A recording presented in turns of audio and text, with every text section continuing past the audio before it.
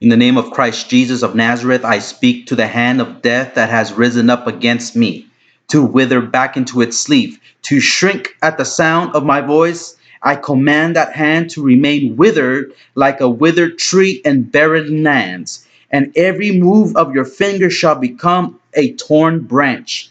You shall have no dominion over me or my life, but I shall have dominion over you. All ordinances written against me shall not stand, but shrivel like your hand and burn to ashes.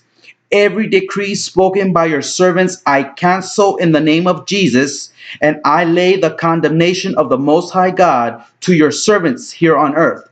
They shall by no means receive forgiveness for such acts. They shall inherit the works of their hands and reap the consequences of their sorceries. In the name of Jesus Christ of Nazareth, I command the wicked spirits of the forest to be stillborn and aborted from this earth.